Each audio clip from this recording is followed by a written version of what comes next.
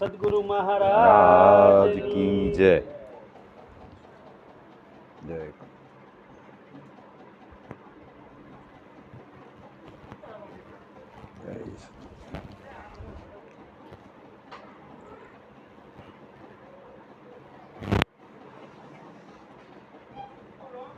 હું ઢીલું કરી દઉં. ત્યાં નહીં મૂકો, પેલા ડાયરેક્ટ પગે મૂકો.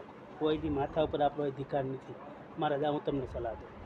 જય ગુરુ, જય સચિદાનંદ.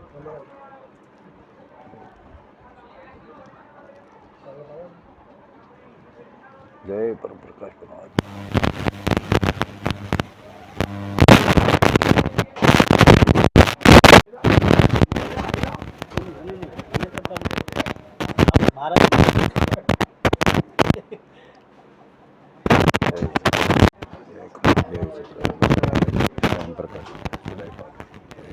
ખુશ રહો મારા.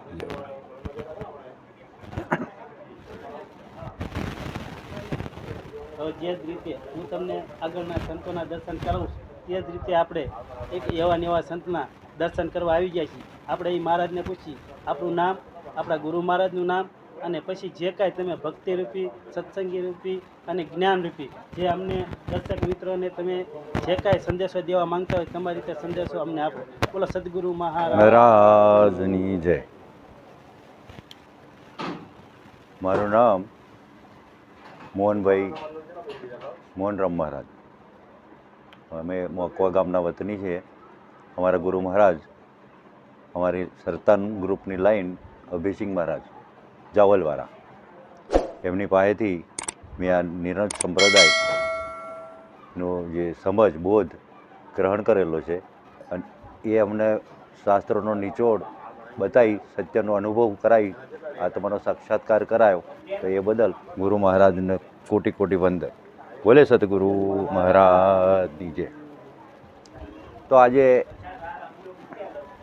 અનંત યુગોથી પરમાત્માની રચેલી વિચિત્ર સૃષ્ટિની અંદર આપણને જે મનુષ્ય દેહ મળ્યો, 4 ખણીના જીવોની અંદર મનુષ્ય દેહ સર્વશ્રેષ્ઠ, દેવથી દુર્લભ, અણમોલ ગણવામાં આવ્યો છે.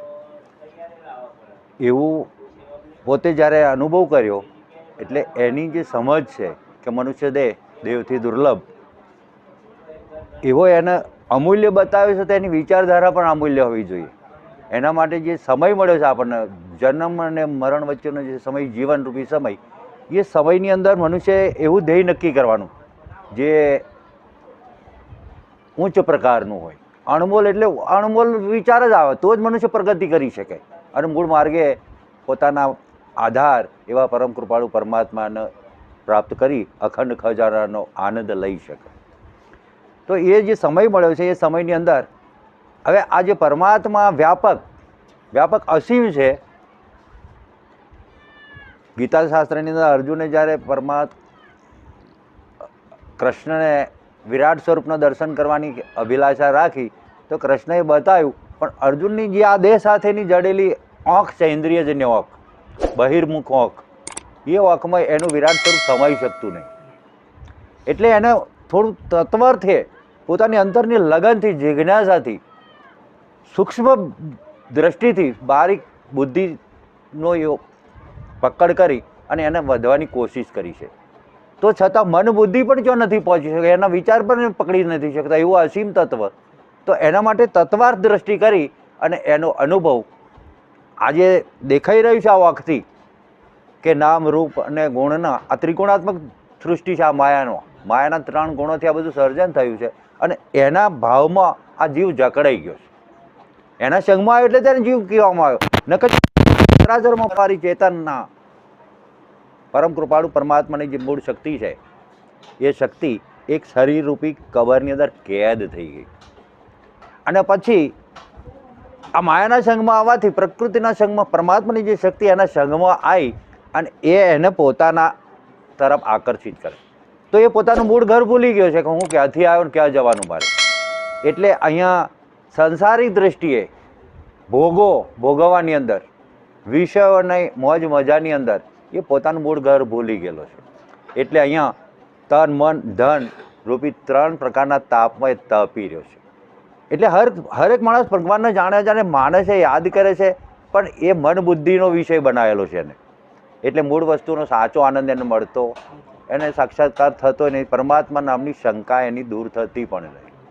એટલે એવા પ્રખર આત્મજ્ઞાની તત્વજ્ઞાની મહાપુરુષોનો સંપર્ક કરી અને એ પોતે જાત ક્રિયાત્મક અનુભવ જો એને મળી જાય તો જ એવો એમાંથી બહાર નીકળી શકે, તે સિવાય નીકળી શકે એમ છે નહીં. ખાલી આજે બહારી ભક્તિના નામે ભક્તિ 9 પ્રકારની કહેવામાં આવી છે. નવધા ભક્તિ શાસ્ત્રોમાં વર્ણન કરે કે સાંભળવું એ પણ ભક્તિ છે, પણ સાંભળ્યું પણ વિચાર્યું નહીં. કીર્તન ભક્તિ રાત દિવસ આપણે વર્ગીય ખરા, ભજન સત્સંગ જેને કહે છે, માની લીધેલો ભજન સત્સંગ. ભજન શું છે તો હજુ કોઈ વિચારતું જ નહીં કે ભજન કેવી રીતે કરવાનું, શું કરવાનું, ભજન વસ્તુ શું છે. જેના લક્ષ્યથી આપણે આ કરીએ પરમાત્માના માટે, તો એના માટે જે કંઈ કામ કરો એ એનું ભજન છે. ત્યાં તો પછી આ બ્રાહ્મણોએ તમને શાસ્ત્રોમાં બતાવી દીધું, જપ કરો, તપ કરો, વ્રત કરો, કથા કરો, હોમ કરો, હવન કરો, પૂજા પાઠ, દક્ષિણા, આ બધું કરવામાં આવ્યું છે. પતંજલિએ આ મનની વૃત્તિઓને સ્થિર કરવા માટે યમ નિયમ આસન પ્રત્યાહાર ધારણા ધ્યાન સમાધિ સુધીની વાતો આપણે સાંભળી ખરી, પણ એનાથી કાંઈ મુક્તિ કા બંધન છૂટતું નથી. તો એ બધા સાધન જ્યારે એનાથી ચડિયાતો રસ્તો આપણને મળી જાય તો જે છૂટે, તે સિવાય છૂટે એમ છે નહીં. આ તો અનાદિકાળથી ચાલતું આવેલું છે. એટલે જગત એ રસ્તો પકડ્યો છે પણ એને મૂળ રસ્તાની ખબર છે નહીં. એટલે જ્ઞાની પુરુષોનો મત એવો છે કે આગળના સતયુગથી લઈ જે મહાપુરુષોએ સત્યને પામવા માટે કે મહાજનો ગત હશે એને પંથા,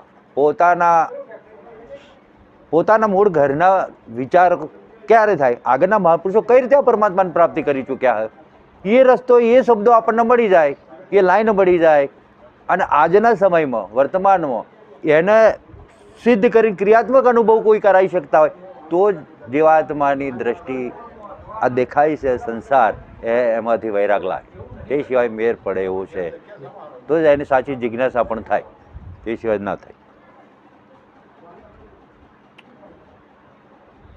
મહાપુરુષોએ, કારણ કે જે આંખાતું ત્રિગુણાત્મક સૃષ્ટિની અંદર જે ઉપજે છે એ અલ્પાઈ જાય, જેનો જન્મ થાય એ નાશ થઈ જાય છે, પણ એને જાણવા વાળો એનાથી અલગ છે તો જ એને જાણી શકે. જેવી રીતે આ બધું હમે છે એને જ આંખ જોઈ શકે છે, પણ આંખથી પોતાની શકલ દેખાતી નથી. આંખની બાજુમાં જ આંખની પણ આંખ નથી જોઈ શકતી, બિલકુલ નજીક છે, અડીન છે, છતાં પણ આ આંખ એને નથી જોઈ શકતી. એટલે આપણે વાતો બીજા નહીં કરી, પરમાત્મા બધાનો છે તો આપણો પણ છે, બધી છે તો અહીંયા પણ છે, બધા એમ છે એટલે આપણી મય પણ છે, તો પછી બહાર શું હોજવાજી કરવાનું, પોતે પોતાનો અનુભવ કરવાનો છે કે હું પોતે કોણ છું. પણ આ બધું બ્રહ્માંડે ચઢાયું હોય તો આ જે મન છે, મન હરાયા ઢોર જેવું છે, એને ગમે એટલું વશ કરવાની કોશિશ કરે એમ વધારે પૂછડું અંદર કરીને દોડાદોડી કરે, હાથમાં ના આવે. એવું જ આપણું મન પ્રકૃતિના નાશવંતના સંગમાં રહી અને એણે એવા ધર્મો, પારકા ધર્મ સ્વીકારી લીધા. પોતાના ધર્મની એને ખબર છે નહીં, કે આપણે અનાદિકાળથી સાંભળતા આવ્યા. આપણો મૂળ ગીતા ધર્મગ્રંથની અંદર પણ એવું લખ્યું છે કે મમ વાંશો જીવલોકે જીવભૂત સનાતન, મારો જ અંશ જીવ બનેલો આત્મા સનાતન અંશ છે. એવું કૃષ્ણએ ગીતાજીની અંદર અધ્યાય 15 શ્લોક 7 ની અંદર વાત કરેલી છે. તો આ જીવ પરમાત્માનો અંશ હોય તો પરમાત્માના જેવા ગુણો એને ધારણ કરવા પડે, તે સિવાય જીવમાંથી શિવ બનાય નહીં. શિવનો મતલબ કલ્યાણ. હવે પરમાત્મા તો એક એવી હસ્તી, એનો સાક્ષાત્કાર થાય, એની વાતો પણ આ વાતોનો વિષય પણ નથી, આ એક સિર્ફ અનુભવનો વિષય છે. કારણ કે આ આંખનો પણ વિષય નથી, મન બુદ્ધિ જ નથી, તો એવું આ પરમ તત્વ એને જાણવા માટે પહેલું પાછા વળી પોતે પોતાને જાણવા પડે, તે સિવાય પરમાત્માની પરખ થાય નહીં. અને પરમાત્મા સિવાય એને જ રચના રચી છે કે મયા તદ્વિદ્યમ સર્વ જગતમાં અવ્યક્ત મૂર્તિના, પરમાત્મા અવ્યક્ત રૂપે છે, એનું ના નામ હોય ના રૂપ હોય તો આંખે જોઈ શકાય. આ ચોમડાની આંખ આ જોઈ શકાય એવું છે, એનો અનુભવ થઈ શકે. અને એ અનુભવ અને જ્યાં જીવ શિવની એકતા થઈ જાય કે હું જે હોદું છું આજ સુધી મને મારી જ નથી ખબર પડતી. હું તો બહુ બુદ્ધિશાળી છું, આટલી ડિગ્રી વાળો છું, આટલી સત્તાવાળો છું, આટલી પદવાળો છું, એવું સમજી અને આપણે જગતની અંદર મોટાઈમાં રાગ દ્વેષ, હર્ષ શોક, લાભ અને નુકસાનના ચક્કરમાં જીવનરૂપી સમયને બરબાદ કરી દઈએ છીએ. એટલે જ્યાં સુધી મૃત્યુ દૂર છે, શરીર તંદુરસ્ત છે, એટલા ટૂંકા સમયની અંદર જે આયુષ્ય બચ્યું છે એ આયુષ્યની અંદર ઓનો સાક્ષાત્કાર કરી લેવાની જરૂર છે. તે સિવાય આપણી શંકા દૂર થાય નહીં અને સાચો આનંદ પણ મળે નહીં. બોલે સદગુરુ મહારાજની જય. સરસ. આપણને મહારાજે એમ કીધું કે સમય ખરેખર આમ ગણો તો ઘણો ટૂંકો છે. ના ટૂંકો જ. સમયની મર્યાદામાં રહી અને આ જે વસ્તુ જાણવાની છે એ રહી ન જાય એટલા માટે ખરેખર એ વસ્તુ જાણી લઈએ. હવે આપણે જેના આંગણે આ મેલાવડામાં આવ્યા છીએ એ ભગતને ગિરીશભાઈને કહી કે તમારો પરિચય, આ ગામનો પરિચય અને જે કાંઈ બે પાંચ શબ્દ તમારે બોલવો હોય એ પુષ્પરૂપી બોલો. મારો પરિચય ગિરીશભાઈ રેજીભાઈ ચૌહાણ, ગુરુ મોહનરામ. હા હા, આ મારા ગુરુ મહારાજ. આ મારા ગુરુ મહારાજ બાપુ મોહનરામ. આખું ગામનું નામ બધું ગામ આમસરણ, તાલુકો મહેમદાવાદ, જિલ્લો ખેડા. સરસ. આપણને ગિરીશભાઈ ચૌહાણે એમનો પૂરો પરિચય આપ્યો. હવે આપણે આગળ બીજા સંતોના દર્શન કરીએ. બોલો સદગુરુ મહારાજ, મહારાજની જય. એમના ગુરુના દર્શન કરાવ્યા અને આપણને ધન્ય કર્યા. બોલો જય સદગુરુ મહારાજની મહારાજની જય. જય સદગુરુ.